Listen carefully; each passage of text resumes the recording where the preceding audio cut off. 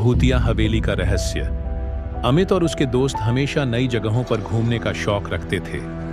एक दिन उन्होंने शहर के बाहर एक पुरानी सुनसान हवेली के बारे में सुना, जिसे लोग भूतिया हवेली कहते थे। कहा जाता था कि वहां जाने वाले लोग कभी वापस नहीं लौटते। आधी रात को अमित, रोहन और सिम्मी उस हवेली के अंदर घुसे। दरवाजे से अंदर कदम रखते ही अचानक दरवाजा अपने आप बंद हो गया। चारों ओर घना अंधेरा और सन्नाटा था।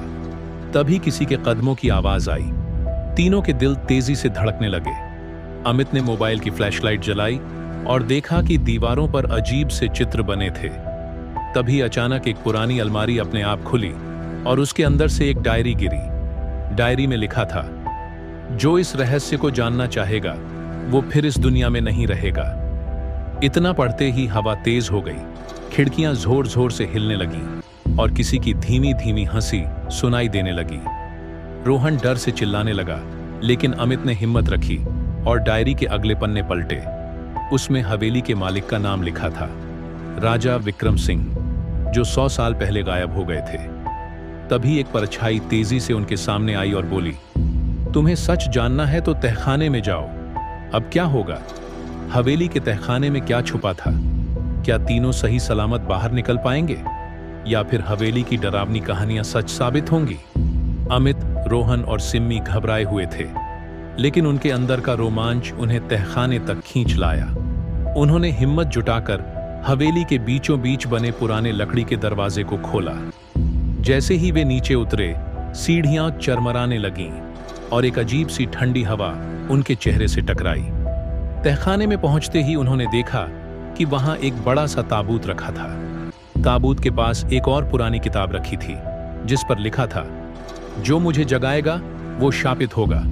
सिम्मी ने डरते हुए कहा, हमें वापस चलना चाहिए। लेकिन अमित और रोहन ने हिम्मत जुटाई और किताब को पलटना शुरू किया। जैसे ही उन्होंने किताब खोली, तहखाने की दीवारों पर उकेरे गए चित्रों से हल्की हल्की रोशनी निकलने लगी। अचानक ताबूत का ढक्कन अपने आप खिसकने लगा और उसके अंदर से एक कंकाल जैसी आकृति निकली। वह आकृति धीरे धीरे जीवित होने लगी और अचानक बोल पड़ी, तुम लोगों ने मेरी शांति भंग कर दी। अमित घबरा गया, लेकिन उसने जल्दी से किताब को दोबारा पढ़ना शुरू किया। उसमें लिखा था कि अगर कोई बिना भय के इस आत्मा से इसका रहस्य पूछे तो ही वह मुक्त हो सकता है। अमित ने हिम्मत करके पूछा, तुम कौन हो? उस आत्मा ने कांपती आवाज में जवाब दिया, मैं राजा विक्रम सिंह हूं। मुझे 100 साल पहले मेरे ही मंत्रियों ने धोखा देकर इस तहखाने में कैद कर दिया था। मेरी आत्मा को तभी शांति मिलेगी जब मेरे गहने और राजमुद्रा को महल में पहुंचा दिया जाएगा। अमित और उसके दोस्तों ने देखा कि ताबूत के अंदर ही एक पुराना लोहे का बॉक्स पड़ा था। उन्होंने उसे उठाया और बाहर निकलने लगे, लेकिन तभी हवेली हिलने लगी। ऐसा लग रहा था कि सब कुछ गिरने वाला है। तीनों किसी तरह दौड़ते हुए बाहर निकले। जैसे ही उन्होंने हवेली से कदम बाहर रखा, हवेली के दरवाजे अपने आप बंद हो गए और अंदर से राजा विक्रम सिंह की आत्मा की आवाज आई, धन्यवाद, अब मैं मुक्त हूं।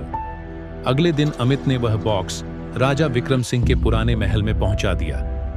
जैसे ही उसने बॉक्स खोला, हवेली अचानक गायब हो गई। लोग कहते हैं कि उसके बाद से कोई भी उस जगह पर हवेली को नहीं देख पाया। कुछ रहस्य हमेशा रहस्य ही रहने चाहिए।